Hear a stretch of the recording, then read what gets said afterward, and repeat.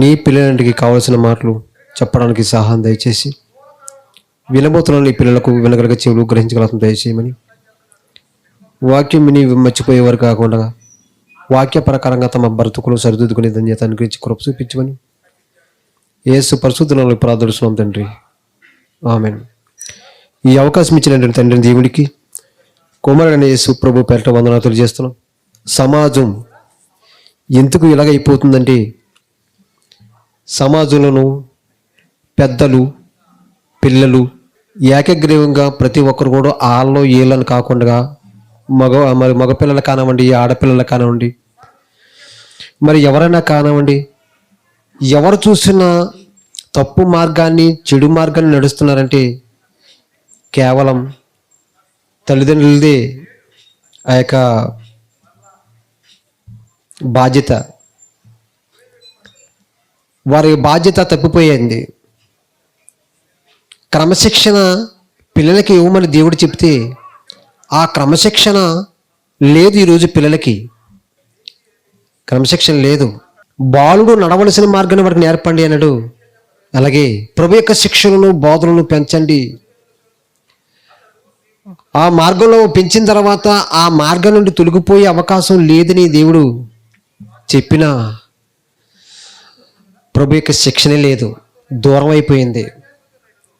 ఆయన బోధనే లేదు, కనుమరుగైపోయింది. ప్రార్థనకి వెళ్ళిన తర్వాత పెద్దవారు వెళ్తారే తప్ప పిల్లల్ని కూడా తీసుకెళ్ళరు. పిల్లల్ని కూడా తీసుకువెళ్ళరు. ఎందుకంటే వాడు వాడుకోవడానికి మరి డిస్టర్బ్ చేస్తాడని చెప్పి, వాళ్ళు మందలించకూడదని చెప్పి, ఊరుకోబెడితే కొడితే ఏడుస్తాడేమో అని చెప్పి ఏం చేస్తారంటే వెళ్ళి ఆడుకోరని చెప్పి బయటికి తోలేస్తారు వాడిని. ఆడపిల్లలు కానివ్వండి, మగపిల్లలు కానివ్వండి, ఎవరినైనా సరే బయటికి గింటేస్తూ అంటారు. చాలా చోట్ల పిల్లల్ని అసలు కొట్టరు, వారికి భయం చెప్పరు. అలా భయం చెప్పనటువంటి పిల్లలు రేపన్న రోజున మనకు దక్కకుండా పోతారన్న ఉద్దేశంతో దేవుడు కొన్ని మాటలు మన ముందుంచబోతున్నాడు. ఈరోజు చూద్దామండి. సామెతల గ్రంథము. మన పిల్లల్ని ఎలా పెంచాలో, పెంచకపోతే వారు ఏమవుతారనేది దేవుడు కొన్ని మాటలు మన ముందుంచాడండి. సామెతల గ్రంథము 13వ అధ్యాయము 24వ వచనంలో చూసినట్లయితే, బెత్తం వాడని వాడు తన కుమారుడికి విరోధంట. ఈరోజు మీ పిల్లల విషయంలో ఆడపిల్ల కానివ్వండి, మగపిల్లడు కానివ్వండి, మీరు చిన్ననాటి నుండి బెత్తం వాడకపోతే రేపొద్దున్న వారే బెత్తం వాడతారు. నాన్న నీకు బెత్తం వాడటం కుదరలేదా, రాలేదా? అమ్మ నీకు బెత్తం వాడటం రాలేదా? అయితే మేము ఉపయోగిస్తాం. చిన్ననాటి నుంచి మా ఒంటి మీద దెబ్బేయలేదు కనుక మీ ఒంటి మీద నేను దెబ్బేస్తాను. జరుగుతుందండి, ఎక్కడన్నా జరుగుతుందా? చూడండి యూట్యూబ్లో. తల్లిదండ్రులు కొడుతున్నారు ఏమండి, పిల్లలు ఆడపిల్లలు సరే మగపిల్లలు సరే తల్లిదండ్రులు కొడుతున్నారు. ఎందుకని? చిన్నప్పటి నుంచి కొట్టకపోవడం వల్ల, చిన్నప్పటి నుండి కొట్టకపోవడం వల్ల, కొట్టకుండా వాళ్ళని ఉద్దేశినందువల్ల. వింటున్నారా? మన పిల్లలు ఈరోజు వారిని విషయంలో బెత్తం వాడకపోతే రేపొద్దున్న వారు మన విషయంలో బెత్తం వాడతారు. అందుకని ఏమంటాడంట, బెత్తం వాడని వాడు, తల్లి అయినా సరే తండ్రి అయినా సరే, బెత్తం ఎవరైతే వాడరో వారు తమ పిల్లలకి విరోధులు అవుతారంట. విరోధులు. ఏంటండి ఇది? విరోధులు అవుతారా? భవిష్యత్తు చెప్తున్నాడండి దేవుడు. భవిష్యత్తు. నీ పిల్లలను అలాగ వదిలేసావా, రేపొద్దున్న వారి నిన్ను కొడతారు. వాళ్ళని శిక్షించకుండా, వారికి బుద్ధి చెప్పకుండా, వారి విషయంలో బెత్తం వాడకపోతే గనక రేపొద్దున్న వారే బెత్తం వాడి నిన్ను కొట్టే పరిస్థితి వస్తుంది. విరోధం అంటాడు. బెత్తం వాడని వాడు తన కుమారునికి విరోధి. నిజమే. ఎక్కడ పడితే అక్కడండి తల్లిదండ్రుల మీద ఇచ్చి పడిపోతున్నారు పిల్లలు, తిరగబడుతున్నారు, ఏమండి ఎదురాడుతున్నారు, ఎదురు తిరుగుతున్నారు, మూర్ఖపు మాటలు వదులుతున్నారు, గర్వంతో కూడిన మాటలు మాట్లాడుతున్నారు, అసహ్యంగా చూస్తున్నారు తల్లిదండ్రులు. ఇంకా ఏమండి చేయెత్తితే చేయెత్తుతున్నారు, కాలెత్తే కాలెత్తుతున్నారు. కారణం ఏంటి? చిన్ననాటి నుండి మరి బెత్తం వాడకుండా గారంగా పెంచినందువలన. ఇకపోతే తల్లిదండ్రులు బ్రతుకుండగానే శ్మశానానికి విడిచేస్తున్నారు. శ్మశానానికి ఆలోచించండి. ఈ రకంగా అవడం గల కారణం ఏంటంటే మీ ఏంటిది గారం అన్నదండి, గారం. అయ్యో మేము ప్రేమగా పెంచుతున్నామండి, అలా కాదు ప్రేమ అని అన్నదండి, గుడ్డి ప్రేమది. భవిష్యత్తు చెప్తున్నాడు దేవుడు.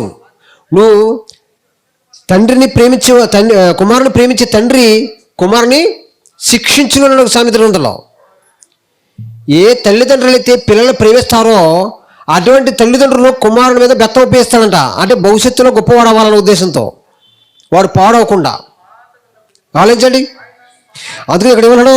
బెత్తం వాడని వాడు తన కుమారునికి విరోధి, కుమారుని ప్రేమించేవాడు వారిని శిక్షించును. అదవుతుందండి. ఏ కుమారుని ప్రేమిస్తారో, కుమారునైనా కుమార్తెనైనా, ఏ తల్లిదండ్రులైతే తన పిల్లల్ని ప్రేమిస్తారో ఆ ప్రేమించే పిల్లల్ని శిక్షిస్తారంట. అయ్యో నేను శిక్షించనా? 9 మాసాలు మోసి కనిపించానంటే నా పిల్లల్ని కొట్టడానిక, శిక్షించడానిక? ఎంత పొరపాటు ఇది! అయ్యా నా పిల్లల్ని కొడతాను కాదు నేను కంట, నా పిల్లల్ని బుద్ధి చెప్పడం కాదు నేను కంట. మరి దేనికి? ఒక జంతువు రోడ్డు మీద వదిలేయటానిక? ఈరోజు చూడండి పిల్లలు ఎలా తయారవుతున్నారు. బెత్తం వాడగనందు వలన ఈరోజు పిల్లలు చూడండి యవనస్తులు ఎలా అయిపోతున్నారో. మీరు ప్రభు యొక్క శిక్షణ నేర్పకపోవడం వలన వేరే శిక్షణ నేర్చుకుంటున్నారు వాళ్ళు. ఈదుకెళ్ళిపోయి రోడ్డుకి వెళ్ళిపోయి, ఏమండి రోడ్డుకి వెళ్ళిపోయి వేరే శిక్షణ నేర్చుకుంటున్నారు. మీరు శిక్షణలో నేర్పించకపోవడం వలన, ప్రభు యొక్క శిక్షణ ప్రభు యొక్క బోధన నేర్పించకపోవడం ఏం చేస్తున్నారంటే ఆ హృదయం ఖాళీగా ఉండిపోయి ఆ హృదయంలో ఇంకో దానిని చేర్చుకుంటున్నారు వాళ్ళు. ఏంటి? బూతులు. ఏమండి లోకంలో ఉన్నటువంటి కలిసిరి అంతా తమ హృదయంలో చేర్చుకుని అభివృద్ధి చెంది అదే శిక్షలను అదే బోధనలో పెరుగుతున్నారు వాళ్ళు.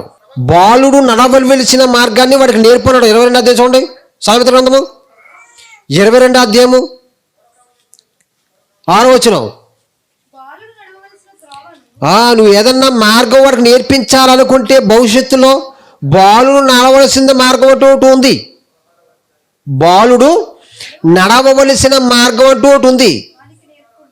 అదేంటో నువ్వు తెలుసుకోవాలి మొట్టమొదటిగా. అది తెలుసుకుని వారికి ఏ మార్గం అయితే బాగుంటుందో, ఏ త్రోవ అయితే వారి భవిష్యత్తులో ముందుకు తీసుకెళ్తుందో, ఏ త్రోవ అయితే బాగుంటుందో, ఏది నేర్పిస్తే వాడు నేర్చుకుంటాడు, ఏది నేర్చుకుంటే వాడు గొప్పవాడు అవుతాడు, ఏది నేర్చుకుంటే వాడు మన ఆధీనంలో ఉంటాడో, అలాగే దేవుని యొక్క ఆధీనంలో ఉంటాడో, ఈ అన్నిటినీ ఆలోచించి బాలుడు నడవవలసిన మార్గం. ఏమంటే పిల్లలు ఎదిగిన తర్వాత ఎన్నో మార్గాలు ఉన్నాయి. మరి నువ్వేం చేసుకుంటారా? ఏదో పని చేసుకుంటాను. నువ్వేం చదువుతారా? బీటెక్. నువ్వేం చదువుతారా? హైటెక్. నువ్వేం చదువుతారా? డాక్టర్. నువ్వేం చదువుతారా? మాస్టర్. నువ్వేం చదువుతారా? ఇంజనీరు. నువ్వేం చదువుతారా? ఏదోటి. ఇలా రకరకాల మార్గాలు ఎంచుకుంటున్నారు.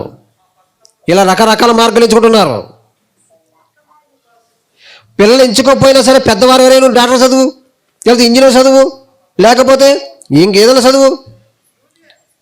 తల్లిదండ్రులే ఆ మార్గాన్ని చూపిస్తున్నారు. కానీ దేవుడు అన్నది అది కాదు. బాలుడు నడవలసిన మార్గాన్ని వాడికి నేర్పండి. వాడు పెద్దవాడు అయిపోయిన తర్వాత దాని నుండి తొలగిపోడు అని బైబిల్ చెప్తుంటే మగ పిల్లల కన్నా ఆడపిల్లల బెటరు. నీకు తెలిసేంటి భవిష్యత్తు? మగ పిల్లల కంటే ఆడపిల్లల బెటర్ అంట. ఆల్రెడీ షాట్ నేనే తెచ్చి పెడతానంట. తెచ్చి పెడతాదండి ఆవిడ. ఎందుకని అలా అయింది? పనికి మాలిన మాటలండి ఈ మాటలో. ఆడపిల్ల భోజనం చేద్దా? చూసేస్తుందా? ఆడపిల్లకు ప్రేమ వచ్చేస్తుందా? మగవాడు లేనిది. ఈ రోజుల్లో గొడవలో సెలరేగుతుంటే ఎవరినండి? స్త్రీలు కారణం. ఎక్కడ చూసినా స్వార్థం, అసూయ, మర్డర్, కక్షలు. చాలా చోట్ల చూడండి, పురుషులకైనా ఉంటుంది జాలి, స్త్రీలకు ఉండదు చాలామందికి. ఆలోచించండి, చాలామందికి. అలా అందరు కాదండి, కొంతమంది. అందులో బైబిల్ అంటాడు 100 మందిలో ఏమండి 100 మంది పురుషుల దగ్గర గొడవ రాదంటారు, ఇద్దరు స్త్రీల దగ్గర గొడవ వచ్చేస్తుంది అంటారు. అలా బైబిల్ కూడా ఉందండి. ఆ పాఠం అంత కాదు, అవసరం వచ్చిందని చెప్తాను. ఆలోచించండి. ఎందుకంటే కలవదు. బాలుడు నడవలసిన, బాలుడు అంటే బాలుడే కాదండి, స్త్రీ కూడాను. బాలుడు నడవలసిన మార్గాన్ని నేర్పండి, వాడు పెద్దవాడు అయిన తర్వాత నుండి తొలగిపోవడానికి బైబిల్ చెప్తుంటే ఆ మార్గాన్ని నేర్పించడం మానేసి ఏ మార్గం నేర్పిస్తున్నారు పిల్లలకి? మగ పిల్లల కంటే ఆడపిల్లలే బెటర్ అంట. మగ పిల్లలకంటే మానేయండి, మరి ఆడపిల్లలు బెటరా? ఒకసారి చెప్పారండి, అది పందలపూర్లో స్త్రీల గురించి. ఏంటండి ఆడవాళ్ళ గురించి చెప్పారండి, మగపిల్లల గురించి చెప్పండి అన్నది. ఈరోజు ఆ పాఠం అనేది తీసుకొచ్చానమ్మా, దాని గురించి చెప్పుకొచ్చాను. మన నా సొంత మాటలే కాదు, ఇగో రిఫరెన్స్ అని చెప్తే వెళ్ళిపోయారు. మరి మగవాళ్ళు మాట ఏంటండి? మగవాళ్ళ మాట ఏంట్రో, పురుషుల మాట ఏంట్రో? ఎవరు గౌరవించినట్లేదు, ఎవరికి లోబడినట్లేదు అని అన్నాక, అమ్మా పురుషుడు ఎవరు కౌగిట్లో పెరుగుతున్నాడు? స్త్రీ కౌగిట్లే కదా. స్త్రీ కౌగిట్లో పెరుగుతున్నాడు. మరి చిన్ననాటి నుంచి వాడిని ప్రభు శిక్షలను, బోధనలను పెంచమని దేవుడు చెప్తుంటే పెంచారా? గారంగా వదిలేశారు. అయ్యో మగపిల్లడు, వారసుడు, నా ఒక వంశం గౌరవాన్ని కాపాడేవాడు, ఒకగానొకడు, ఈయన్ని కష్టపెట్టనా, వీడికి బడి చెప్పనా, ఈయన కొట్టనా, అయ్యో నా వారసుడు, నా వంశధారకుడు, నా పరువు ప్రతిష్టలు కాపాడేవాడు అని చెప్పేసి రోడ్డుకు వదిలేస్తున్నారు. అయితే ఆడపిల్లని ఏం చేస్తున్నారంటే, అయ్యో ఆడపిల్ల బయటికి వెళ్తే పాడైపోదని చెప్పేసి చిన్ననాటి నుండి తల్లిదండ్రులు కూడా తిప్పుకుంటున్నారు. ఆ తల్లిదండ్రులు కూడా తిప్పుకున్నందు వలన ఈ చిన్నపిల్లలకి ఆ తల్లిదండ్రుల యొక్క కష్టాలు అబ్బి తెలుసుకుని ప్రేమ అంటే ఏంటో, ఆప్యాయత అంటే ఏంటో, తల్లిదండ్రుల యొక్క అనురాగం అంటే ఏంటో, వాళ్ళకి పడే కష్టం అంటే ఏంటో, ఇవన్నీ చిన్నపిల్లలు ఆడపిల్లలు నేర్చుకుంటున్నారు. మగపిల్లలు నేర్చుకోవడానికి బదులు వాళ్ళని ఈదు వదిలేస్తున్నారు. మగపిల్లల్ని, ఆడపిల్లల్ని ఇంటికి ఉండుతున్నారు. ఇంటికి ఉన్నందు వల్ల తల్లిదండ్రుల యొక్క కష్ట సుఖాలు తెచ్చుకుంటున్నారు. అక్కడ స్టార్ట్ అయింది ఇలాగా.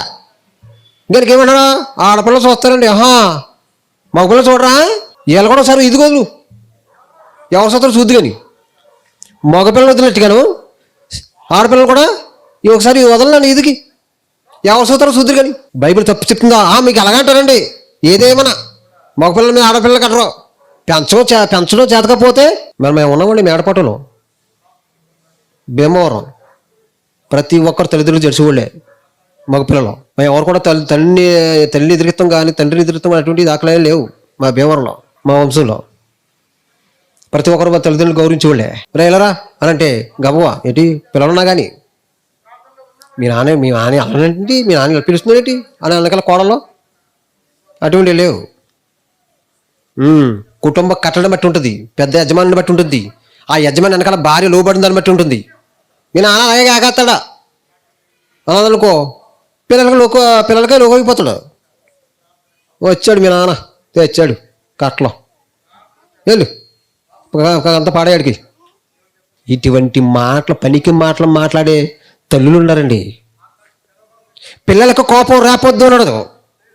పిల్లలకు ఒక కోపం 100 పైకండి. క్రమశిక్షణలు పెంచండి. తండ్రి వస్తున్నాడు అనుకో, నాన్న వచ్చారా. తల్లి నేర్పాలి. ఏం చేస్తున్నారు ఈరోజు చాలా తల్లులు? తండ్రికి దూరం చేసి తల్లికి దగ్గర ఎలా చేసుకుంటున్నారు ప్రేమ. తండ్రికి వ్యతిరేకంగా కోపాలు, ద్వేషాలు నేర్పి ఆ తల్లి పిల్లలకు వడ్డించడం, ఆ తల్లి ఆ పిల్లలకి ఏదైనా కొని పెట్టడం, ఆ తల్లి పిల్లలకి ఆప్యాయంగా చూడటం, తండ్రికి దక్క ఆ ప్రేమ ఆ అనురాగంలో తండ్రికి బిడ్డలకి తగ్గకుండా దూరం చేయటం, ఈ రకంగా నూరిపోతున్నారు. తల్లులారా, ఒక్కసారి ఆలోచించండి. నువ్వు ఏ గోతులు అయితే తవ్వుకున్నావో ఆ గోతులు నువ్వే పడతావు. అది ఆ పగ నూరిపించిన తర్వాత ఆ పగ నీ దగ్గర నీకు చెందట లాస్ట్లోనూ నీకు వస్తుంది. ఎదుటివాడిని ప్రేమించొద్దని చెప్పే నువ్వు ఆ ప్రేమ నీకెలా దొరుకుతుంది? రేపొద్దున నిన్ను ఎలా చూస్తారు? అమ్మా రేపొద్దున నాన్న విషయంలో ఎలా చెప్పావు కదా, నీకోటేటి ఆల్కోటేటి, ఆల్కో న్యాయం నీకో న్యాయం అంటారు పొద్దున్న ఎదిగిన తర్వాత పిల్లలు. ప్రభు యొక్క శిక్షలను బోధలను పెంచాలి. బెత్తం వాడని వానికి కుమారుడు విరోధి గనుక బెత్తం వాడుతూ చిన్ననాటి నుండి ప్రభు యొక్క శిక్షలను బోధలను పెంచండి. అలా పెంచకపోతే రేపొద్దున శిక్షణ మీకు ఇస్తారు పిల్లలు ఎదిగిన తర్వాత. బెత్తం పట్టుకుని చూస్తారు కదా చాలా విషయంలో. ఆలోచించండి. సామెతల గ్రంథము 19వ అధ్యాయం 18 చూడండి. సామెతల గ్రంథము 19వ అధ్యాయము 18 వచనం. అక్కడ కూడా మాట మరి మంచి మాట రాశాడండి.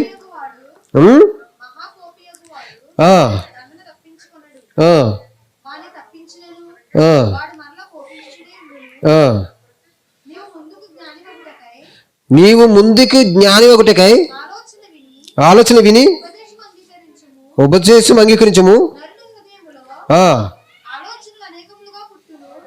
నరుని హృదయములో ఆలోచనలు అధికముగా పుట్టును, అనేకములు.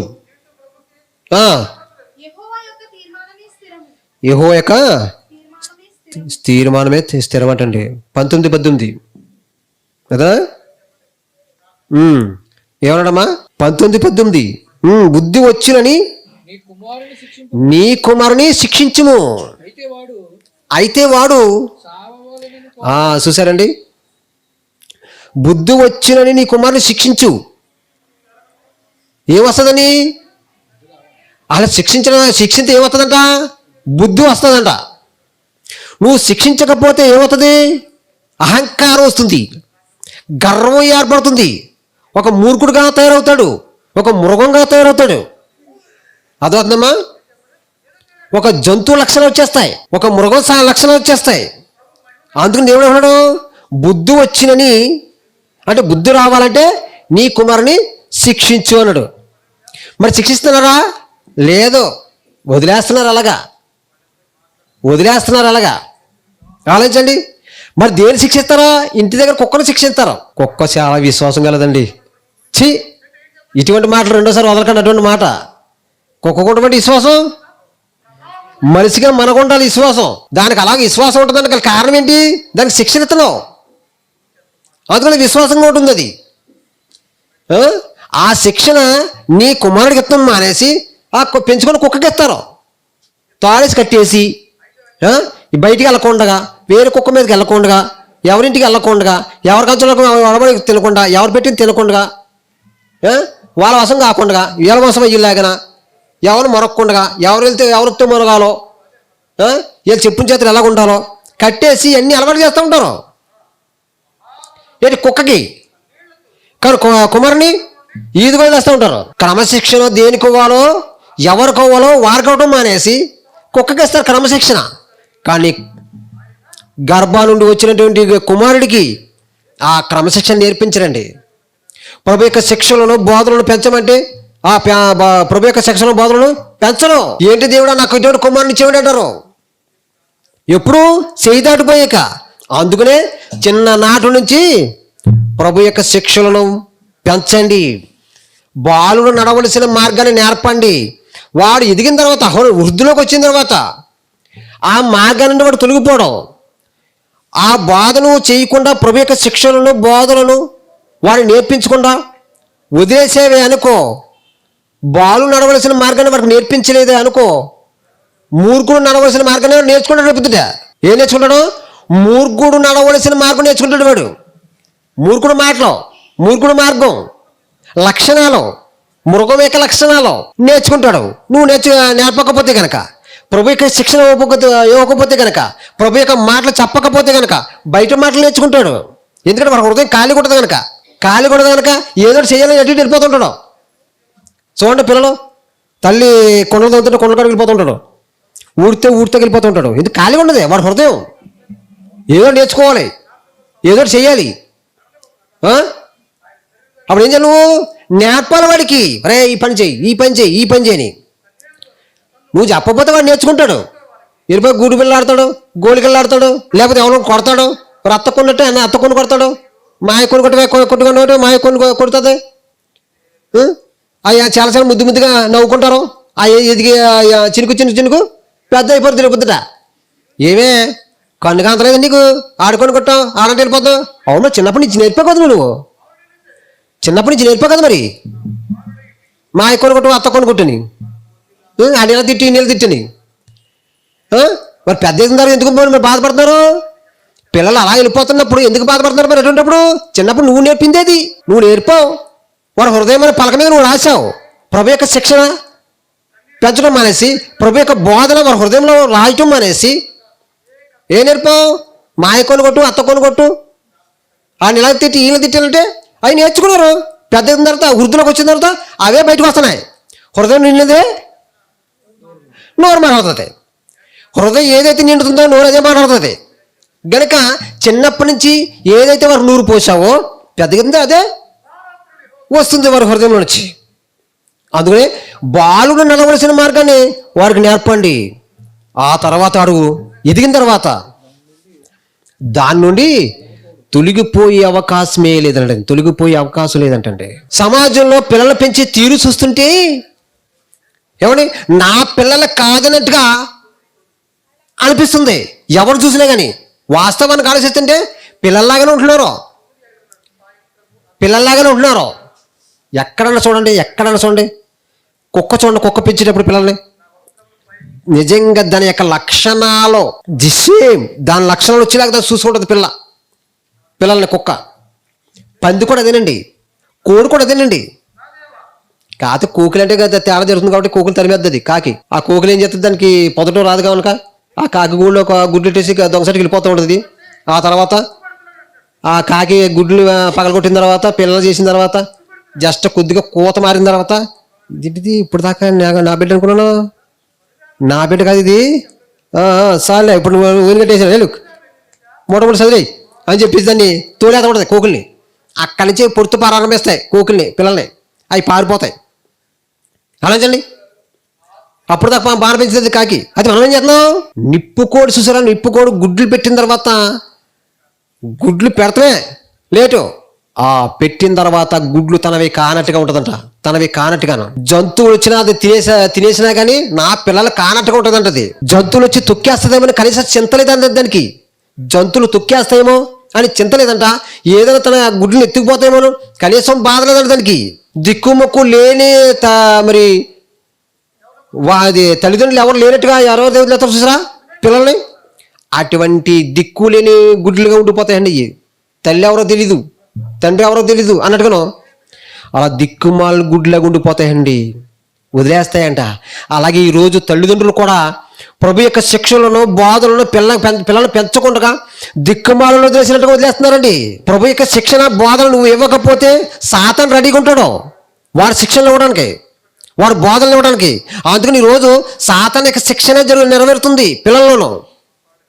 సాతానిక బోధన నేర్చుకునే పిల్లల్లో వారి హృదయంలో నుంచి ఏమైతే నింపుకున్నారో అవే బయలు వెడలుతున్నాయి నోటంట. ఏంట్రా బాబు నోరు ఎలా తయారైంది, ఇటువంటి మాటలు మాట్లాడుతుందేంట్రా, ఇటువంటి నేర్చుకునే అంటే అటువంటి నేర్చారు, అటువంటి నేర్పారు మీరు. అందులో అయ్యే నేర్చుకుంటున్నాడు, అయ్యే వదులుతున్నాడు నోటంట. బాలుడు నడవలసిన మార్గం ఒకటి ఉంది, ప్రత్యేకమైన మార్గం. వాడు నేర్పండి. అది అమూల్యమైన మార్గం, పరిశుద్ధమైన మార్గం, నీతిగల మార్గం, యథార్థమైన త్రోవ, అవి నేర్పండి. దాని నుండి వాడు తొలగిపోవడం అని చెబితే అత్త కొన్ను కొట్టు, యా మాయన ఆయన చేసుకుంటావా, ఈయన చేసుకుంటావా, అయ్యో ఎటువంటి మాటలు ఊరిపోతున్నారండి తల్లులు. ఎందుకనంటే వీళ్ళకి తీరికే మరి వీళ్ళకేది బైబిల్ మీద మనసలేదు, వీళ్ళకి బైబిల్ మీద మనసలేదే. అందుకని దేవుడు ఏమన్నా తెలుసా ఏమండి, దేవుడు ఏమన్నాడంటే చూడండి, ద్వితీయోపదేశ కాండము 4వ అధ్యాయము 9వ చూద్దాం. అయితే నీవు జాగ్రత్త పడాలి,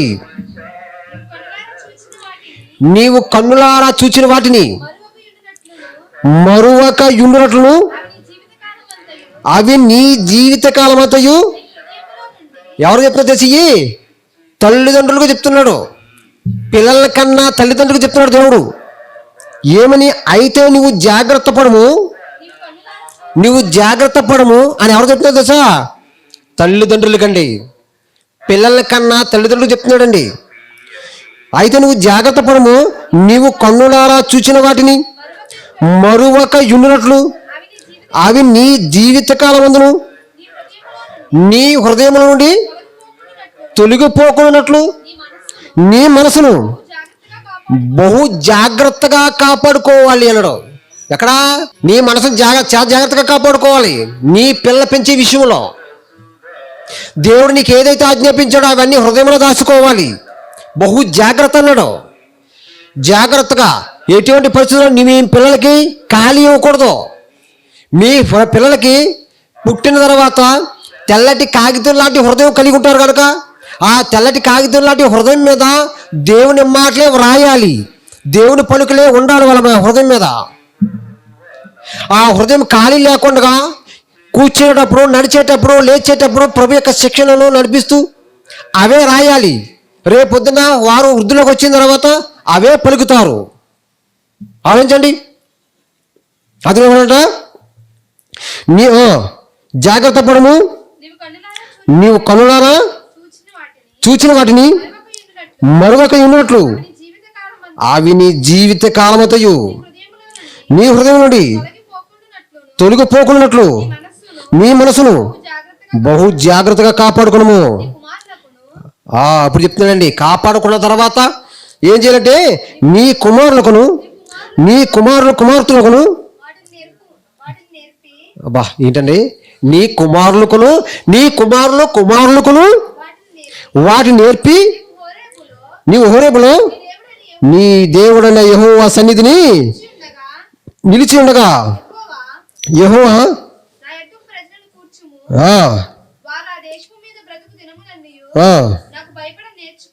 నాకు భయపడ నేర్చుకుని తమ పిల్లలకు నేర్పునట్లు వారికి నా మాటలను వినిపించేదని. చూసారండి, ఏం చేయాలంట? మీ కుమారులు నేర్పిస్తే ఆ కుమారులు వచ్చి వాళ్ళ కుమారులకి నేర్పిస్తారండి. ఇకపోతే ఆరాధ్యం చూడండి, ఆరాధ్యం 7వ వచనం కానించి నీవు నీ కుమారులకును తిత్తుపదేశకుని ఆరాధ్యము 7వ వచనం కానించి నీవు నీ కుమారులకు వాటిని అభ్యసింప చేసి నీవు నీ కుమారులకు అభ్యసింప చేసి ఎప్పుడెప్పుడు నేర్చుకోవాలో, ఎప్పుడెప్పుడు నేర్పాలో, ఎలా నేర్పాలో చెప్తున్నాడండి.